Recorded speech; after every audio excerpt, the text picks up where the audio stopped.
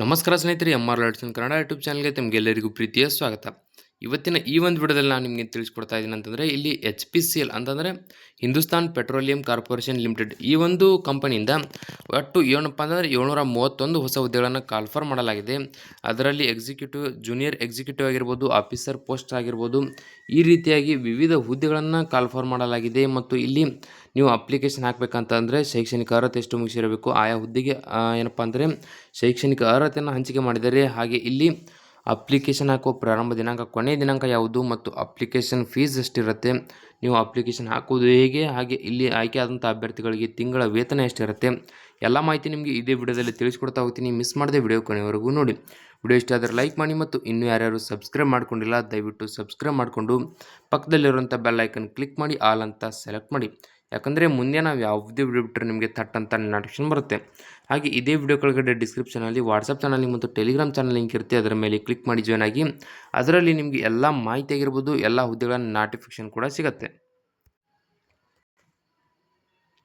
ಈಗ ಇಲ್ಲಿ ಏನಪ್ಪ ಅಂತಂದರೆ HPCL ವೇಕೆನ್ಸಿ ನೋಟಿಫಿಕೇಶನ್ ಅಂತಂದರೆ ಸಂಸ್ಥೆ ಹೆಸರು ಬಂದುಬಿಟ್ಟು ಹಿಂದೂಸ್ತಾನ್ ಪೆಟ್ರೋಲಿಯಂ ಕಾರ್ಪೊರೇಷನ್ ಲಿಮಿಟೆಡ್.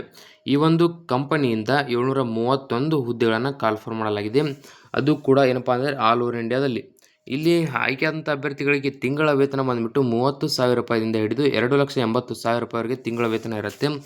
ಇಲ್ಲಿ ವೇಕೆನ್ಸಿ ಡೀಟೇಲ್ಸನ್ನು ನೋಡ್ತಾ ಹೋಗೋಣ. ಈಗ ಅಂದರೆ ಯಾವ ಹುದ್ದೆಗೆ ಎಷ್ಟು ಪೋಸ್ಟ್ಗಳನ್ನು ಹಂಚಿಕೆ ಮಾಡಿದ್ದಾರೆ ಅಂತಂದರೆ, ಜೂನಿಯರ್ ಎಕ್ಸಿಕ್ಯೂಟಿವ್ ಅಸಿಸ್ಟೆಂಟ್ ಇವರಿಗೆ 10 ಹುದ್ದೆಗಳನ್ನು ಕಾಲ್ಫರ್ ಮಾಡಲಾಗಿದೆ. ಜೂನಿಯರ್ ಎಕ್ಸಿಕ್ಯೂಟಿವ್ ಸಿವಿಲ್ ಇವರಿಗೆ 19 ಹುದ್ದೆಗಳು. ಜೂನಿಯರ್ ಎಕ್ಸಿಕ್ಯೂಟಿವ್ ಮೆಕ್ಯಾನಿಕಲ್ ಇವರಿಗೆ 207 ಹುದ್ದೆಗಳು. ಹಾಗೆ ಇಲ್ಲಿ ಜೂನಿಯರ್ ಎಕ್ಸಿಕ್ಯೂಟಿವ್ ಎಲೆಕ್ಟ್ರಿಕಲ್ 117 ಹುದ್ದೆಗಳು. ಜೂನಿಯರ್ ಎಕ್ಸಿಕ್ಯೂಟಿವ್ ಕೆಮಿಕಲ್ 27 ಹುದ್ದೆಗಳು. ಜೂನಿಯರ್ ಎಕ್ಸಿಕ್ಯೂಟಿವ್ ಕ್ವಾಲಿಟಿ ಕಂಟ್ರೋಲ್ ಇವರಿಗೆ 12 ಹುದ್ದೆಗಳು. ನಂತರ ಇಲ್ಲಿ ಜೂನಿಯರ್ ಎಕ್ಸಿಕ್ಯೂಟಿವ್ HR ಇವರಿಗೆ 5 ಹುದ್ದೆಗಳು. ಹಾಗೆ junior executive fire and safety ಇವರಿಗೆ 16 ಹುದ್ದೆಗಳನ್ನು ಹಂಚಿಕೆ ಮಾಡಿದ್ದಾರೆ. ನಂತರ ಮೆಕ್ಯಾನಿಕಲ್ ಇಂಜಿನಿಯರ್ ಇವರಿಗೆ 72 ಹುದ್ದೆಗಳನ್ನು ಮೀಸಲಿಟ್ಟಿದ್ದಾರೆ. ನಂತರ ಇಲ್ಲಿ ಎಲೆಕ್ಟ್ರಿಕಲ್ ಇಂಜಿನಿಯರ್ ಇವರಿಗೆ 37 ಹುದ್ದೆಗಳು. ಹಾಗೆ ಸಿವಿಲ್ ಇಂಜಿನಿಯರ್ 17 ಹುದ್ದೆ. ಹಾಗೆ ಕೆಮಿಕಲ್ ಇಂಜಿನಿಯರ್ 15 ಹುದ್ದೆ. ಆಫೀಸರ್ ಫೈನಾನ್ಸ್ ಅಂದರೆ CA ಇವರಿಗೆ 30 ಹುದ್ದೆಗಳನ್ನು ಹಂಚಿಕೆ ಮಾಡಿದ್ದಾರೆ. ಹಾಗೆ ಆಫೀಸರ್ ಫೈನಾನ್ಸ್ ಇದರಲ್ಲಿ CMA ಅಂತ ಇವರಿಗೆ 4 ಹುದ್ದೆಗಳನ್ನು ಮೀಸಲಿಟ್ಟಿದ್ದಾರೆ. ಹಾಗೆ ಆಫೀಸರ್ ಫೈನಾನ್ಸ್ MBA ಇವರಿಗೆ 4 ಏನಪ್ಪ ಅಂದರೆ ಹುದ್ದೆಗಳನ್ನು ಮೀಸಲಿಟ್ಟಿದ್ದಾರೆ. ಹಾಗೆ ಇಲ್ಲಿ ಆಫೀಸರ್ HR 6 ಹುದ್ದೆ. ಆಫೀಸರ್ IS ಇವರಿಗೆ 20 ಹುದ್ದೆಗಳನ್ನು ಮೀಸಲಿಟ್ಟಿದ್ದಾರೆ. ನಂತರ ಇಲ್ಲಿ ಜೂನಿಯರ್ ಎಕ್ಸಿಕ್ಯೂಟಿವ್ ಆಗಿರ್ಬೋದು, ಅಸಿಸ್ಟೆಂಟ್ ಆಫೀಸರ್ ಆಗಿರ್ಬೋದು, ಆಫೀಸರ್ ಆಫಿಷಿಯಲ್ ಲ್ಯಾಂಗ್ವೇಜ್ ಅಂದರೆ ಹಿಂದಿ ಇಂಪ್ಲಿಮೆಂಟೇಷನ್ ಇವರಿಗೆ 3 ಹುದ್ದೆಗಳನ್ನು ಮೀಸಲಿಟ್ಟಿದ್ದಾರೆ. ನಂತರ ಇಲ್ಲಿ ಆಫೀಸರ್ CBG ಆಪರೇಷನ್ಸ್ ಇವರಿಗೆ 1 ಹುದ್ದೆ. ನಂತರ ಇಲ್ಲಿ HR ಲೀಗಲ್ ಆಫೀಸರ್ ಇವರಿಗೆ 2 ಹುದ್ದೆ. ನಂತರ ಇಲ್ಲಿ ಸೀನಿಯರ್ ಆಫೀಸರ್ ಅಥವಾ ಅಸಿಸ್ಟೆಂಟ್ ಮ್ಯಾನೇಜರ್ ಸೇಫ್ಟಿ ಇಲ್ಲಿ ಉತ್ತರ ಪ್ರದೇಶ ಬರುತ್ತೆ, ಇವರಿಗೆ 2 ಹುದ್ದೆ. ಹಾಗೆ ಸೀನಿಯರ್ ಆಫೀಸರ್ ಅಥವಾ ಅಸಿಸ್ಟೆಂಟ್ ಮ್ಯಾನೇಜರ್ ಸೇಫ್ಟಿ ಇಲ್ಲಿ ಏನಪ್ಪ ಅಂದರೆ ತಮಿಳುನಾಡು ರಾಜ್ಯದವರಿಗೆ ಇವರಿಗೆ 2 ಹುದ್ದೆಗಳನ್ನು ಮೀಸಲಿಟ್ಟಿದ್ದಾರೆ. ನಂತರ ಇಲ್ಲಿ ಸೀನಿಯರ್ ಆಫೀಸರ್ ಅಥವಾ ಅಸಿಸ್ಟೆಂಟ್ ಮ್ಯಾನೇಜರ್ ಸೇಫ್ಟಿ ಇದು ಕೇರಳ ರಾಜ್ಯದ ಅಭ್ಯರ್ಥಿಗಳಿಗೆ 2 ಹುದ್ದೆಗಳನ್ನು ಮೀಸಲಿಟ್ಟಿದ್ದಾರೆ. ನಂತರ ಇಲ್ಲಿ senior officer and assistant manager safety ಇಲ್ಲಿ ಗೋವಾ ರಾಜ್ಯದ ಅಭ್ಯರ್ಥಿಗಳಿಗೆ 1 ಹುದ್ದೆ ಇಟ್ಟಿದ್ದಾರೆ. ನಂತರ ಇಲ್ಲಿ ಸೀನಿಯರ್ ಆಫೀಸರ್ ಅಥವಾ ಅಸಿಸ್ಟೆಂಟ್ ಮ್ಯಾನೇಜರ್ ಸೇಫ್ಟಿ HQO ಇವರಿಗೆ 3 ಹುದ್ದೆಗಳನ್ನು ಮೀಸಲಿಡಲಾಗಿದೆ. ನಂತರ ಇಲ್ಲಿ ಸೀನಿಯರ್ ಆಫೀಸರ್ CBG ಆಪರೇಷನ್ಸ್ 1 ಹುದ್ದೆ.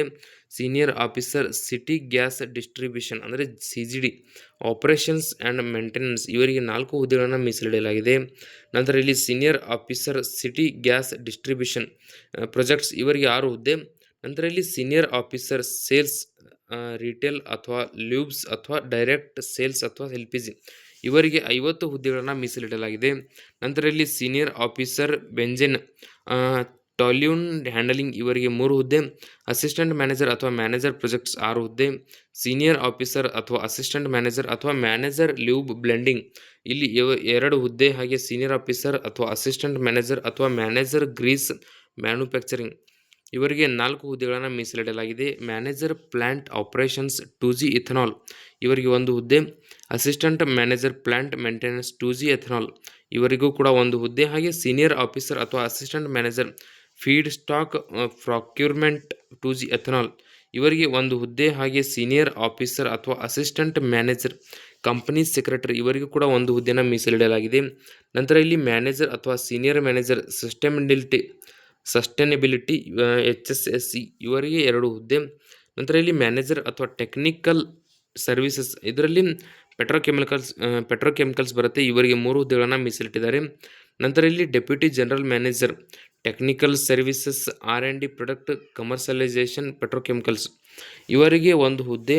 ಇಲ್ಲಿ deputy general manager polymer expert petrochemicals ಇವರಿಗೂ ಕೂಡ ಒಂದು ಹುದ್ದೆ. ನಂತರ ಇಲ್ಲಿ ಅಸಿಸ್ಟೆಂಟ್ ಮ್ಯಾನೇಜರ್ ಅಥವಾ ಮ್ಯಾನೇಜರ್ IS ಡಾಟಾ ಮ್ಯಾನೇಜ್ಮೆಂಟ್ ಇವರಿಗೂ ಕೂಡ ಒಂದು ಹುದ್ದೆ. ನಂತರ ಇಲ್ಲಿ ಅಸಿಸ್ಟೆಂಟ್ ಮ್ಯಾನೇಜರ್ ಅಥವಾ ಮ್ಯಾನೇಜರ್ IS ಸೈಬರ್ ಸೆಕ್ಯೂರಿಟಿ ಇವರಿಗೂ ಕೂಡ ಒಂದು ಹುದ್ದೆ. ನಂತರ assistant manager IS quality assurance ಇವರಿಗೂ ಕೂಡ ಒಂದು ಹುದ್ದೆ. ನಂತರ ಇಲ್ಲಿ ಮ್ಯಾನೇಜರ್ ಅಥವಾ senior manager IS enterprise architect ಇವರಿಗೂ ಕೂಡ ಒಂದು ಹುದ್ದೆ. ನಂತರ ಇಲ್ಲಿ ಅಸಿಸ್ಟೆಂಟ್ ಮ್ಯಾನೇಜರ್ ಅಥವಾ ಸೀನಿಯರ್ ಮ್ಯಾನೇಜರ್ HR ಇವರಿಗೂ ಕೂಡ 5 ಹುದ್ದೆ. ನಂತರ ಇಲ್ಲಿ senior cyber security strategist and advisor IT and OT ಇವರಿಗೂ ಕೂಡ ಒಂದು ಹುದ್ದೆ. ಈ ರೀತಿಯಾಗಿ 731 ಹುದ್ದೆಗಳನ್ನು ಹಂಚಿಕೆ ಮಾಡಲಾಗಿದೆ. ಹಾಗೆ ಇಲ್ಲಿ ನೋಡ್ತಾ ಹೋಗೋಣ, ಎಲಿಜಿಬಿಲಿಟಿ ಡೀಟೇಲ್ಸನ್ನು ನೋಡ್ತಾ ಹೋದರೆ ಮೊದಲಿಗೆ ಎಜುಕೇಷನಲ್ ಕ್ವಾಲಿಫಿಕೇಷನ್ ನೋಡ್ತಾ ಹೋಗಿ. ಇಲ್ಲಿ ಏನಪ್ಪ ಅಂತಂದರೆ ಡಿಪ್ಲೊಮಾ CA CMA BBA ಅಥವಾ BMS BSc graduation BE BTech LLB MCA MSc MBA masters degree ME ಅಥವಾ MTech PG ಡಿಗ್ರಿ ಅಥವಾ diploma PGDM from any of the recognised boards or universities. ಈ ರೀತಿಯಾಗಿ ಎಜುಕೇಷನಲ್ ಕ್ವಾಲಿಫಿಕೇಷನ್ಗಳು ಏನಪ್ಪ ಅಂದರೆ ಕೊಟ್ಟಿದ್ದಾರೆ. ಇವುಗಳನ್ನು ಆಯಾ ಹುದ್ದೆಗೆ ತಕ್ಕಂತೆ ಇಲ್ಲಿ ಹಂಚಿಕೆ ಮಾಡಿದ್ದಾರೆ. ಯಾವ ಹುದ್ದೆಗೆ ಯಾವ ರೀತಿ ಕ್ವಾಲಿಫಿಕೇಷನ್ ಮುಗಿಸಿದವರು ಅಥವಾ ಕಂಪ್ಲೀಟ್ ಮಾಡಿದವರು ಆ ಹುದ್ದೆಗಳಿಗೆ ಅಪ್ಲಿಕೇಶನ್ ಹಾಕ್ಬೋದು ಅಂತ ನೋಡ್ತಾ ಹೋಗೋಣ. ಈಗ ಇಲ್ಲಿ ನೋಡ್ತಾ ಹೋಗಿ, ಜೂನಿಯರ್ ಎಕ್ಸಿಕ್ಯೂಟಿವ್ ಅಸಿಸ್ಟೆಂಟ್ ಇವರಿಗೆ ಗ್ರ್ಯಾಜುಯೇಷನ್ ಕಂಪ್ಲೀಟ್ ಆಗಿರಬೇಕು. Junior executive civil, junior executive mechanical electrical chemical ಇವರಿಗೆ ಡಿಪ್ಲೊಮಾ ಕಂಪ್ಲೀಟ್ ಆಗಿರಬೇಕು. ಅಂತಂದರೆ ಈ ಹುದ್ದೆಗಳಿಗೆ ಅಪ್ಲಿಕೇಶನ್ ಹಾಕಬೇಕಂದ್ರೆ ಡಿಪ್ಲೊಮಾ ಕಂಪ್ಲೀಟ್ ಆಗಿರಬೇಕು. ನಂತರ ಇಲ್ಲಿ ಜೂನಿಯರ್ ಎಕ್ಸಿಕ್ಯೂಟಿವ್ ಕ್ವಾಲಿಟಿ ಕಂಟ್ರೋಲ್ ಇವರಿಗೆ ಈ ಹುದ್ದೆಗೆ BSc ಗ್ರ್ಯಾಜುಯೇಷನ್. ಹಾಗೆ ಜೂನಿಯರ್ ಎಕ್ಸಿಕ್ಯೂಟಿವ್ HR ಈ ಹುದ್ದೆಗೆ BBA ಅಥವಾ BMS. ನಂತರ ಇಲ್ಲಿ ಜೂನಿಯರ್ ಎಕ್ಸಿಕ್ಯೂಟಿವ್ ಅಥವಾ ಫೈರ್ ಆ್ಯಂಡ್ ಸೇಫ್ಟಿ ಈ ಹುದ್ದೆಗೆ ಡಿಪ್ಲೊಮಾ ಜೊತೆಗೆ ಗ್ರ್ಯಾಜುಯೇಷನ್ ಮುಗಿಸಿರಬೇಕು. Mechanical engineer, electrical engineer, civil engineer, chemical engineer ಈ ಹುದ್ದೆಗಳಿಗೆ BE ಅಥವಾ BTech ಏನಪ್ಪ ಅಂದರೆ ಕಂಪ್ಲೀಟ್ ಮಾಡಿರಬೇಕು. ಹಾಗೆ ಆಫೀಸರ್ ಫೈನಾನ್ಸ್ CA ಈ ಹುದ್ದೆಗೆ CA ಕಂಪ್ಲೀಟ್ ಮಾಡಿರಬೇಕು. ನಂತರ ಇಲ್ಲಿ ಆಫೀಸರ್ ಫೈನಾನ್ಸ್ ಈ ಹುದ್ದೆಗೆ CMA. ನಂತರ ಆಫೀಸರ್ ಫೈನಾನ್ಸ್ MBA ಈ ಹುದ್ದೆಗೆ MBA ಕಂಪ್ಲೀಟ್ ಮಾಡಿರಬೇಕು. ನಂತರ ಇಲ್ಲಿ officer HR MBA PG degree ಈ ರೀತಿಯಾಗಿ ಏನಪ್ಪ ಅಂದರೆ ಕ್ವಾಲಿಫಿಕೇಷನ್ ಕಂಪ್ಲೀಟ್ ಮಾಡಿರಬೇಕು. ನಂತರ officer IS BE BTech MCA ಈ ರೀತಿಯಾಗಿ ಏನಪ್ಪ ಅಂದರೆ ಕ್ವಾಲಿಫಿಕೇಷನ್ ಕಂಪ್ಲೀಟ್ ಮಾಡಿರಬೇಕು. ಜೂನಿಯರ್ ಎಕ್ಸಿಕ್ಯೂಟಿವ್ ಅಥವಾ ಅಸಿಸ್ಟೆಂಟ್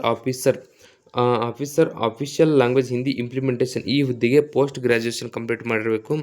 ನಂತರ ಇಲ್ಲಿ officer CBG operations MSc complete ಮಾಡಿರಬೇಕು. HR ಲೀಗಲ್ ಆಫೀಸರ್ LLB ಈ ರೀತಿಯಾಗಿ ಏನಪ್ಪ ಅಂದರೆ ಇಲ್ಲಿ ಎಜುಕೇಷನಲ್ ಕ್ವಾಲಿಫಿಕೇಷನ್ ಇರುತ್ತೆ. ನಂತರ ಇಲ್ಲಿ senior officer assistant manager safety Uttar Pradesh, ಹಾಗೆ senior officer assistant manager safety Tamil Nadu. ನಂತರ ಇಲ್ಲಿ ಸೀನಿಯರ್ ಆಫೀಸರ್ ಕೇರಳ ಅಥವಾ ಅಸಿಸ್ಟೆಂಟ್ ಮ್ಯಾನೇಜರ್ ಸೇಫ್ಟಿ ಇಲ್ಲಿ ಏನಪ್ಪ ಅಂದರೆ ಡಿಪ್ಲೊಮಾ BE BTech ಕಂಪ್ಲೀಟ್ ಮಾಡಿರಬೇಕು. ನಂತರ senior officer assistant manager safety ಇಲ್ಲಿ ಗೋವಾ ರಾಜ್ಯ ಬರುತ್ತೆ.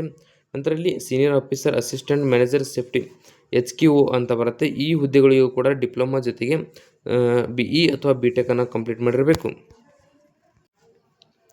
ನಂತರ ಇಲ್ಲಿ ಸೀನಿಯರ್ ಆಫೀಸರ್ ಹುದ್ದೆಗಳಿಗೆ CBG ಆಪರೇಷನ್ಸ್ ಈ ಹುದ್ದೆಗೆ BE ಅಥವಾ BTech ಜೊತೆಗೆ ME ಅಥವಾ MTech ಅನ್ನು ಕಂಪ್ಲೀಟ್ ಮಾಡಿರಬೇಕು. ಹಾಗೆ senior officer city gas distribution CGD operations and maintenance ಅಥವಾ ಇಲ್ಲಿ ಏನಪ್ಪ ಅಂತಂದರೆ ಈ ಒಂದು ಹುದ್ದೆ ಮತ್ತು senior officer city gas distribution CGD projects ಈ ಹುದ್ದೆಗಳಿಗೆ BE ಅಥವಾ BTech ಅನ್ನು ಕಂಪ್ಲೀಟ್ ಮಾಡಿರಬೇಕು.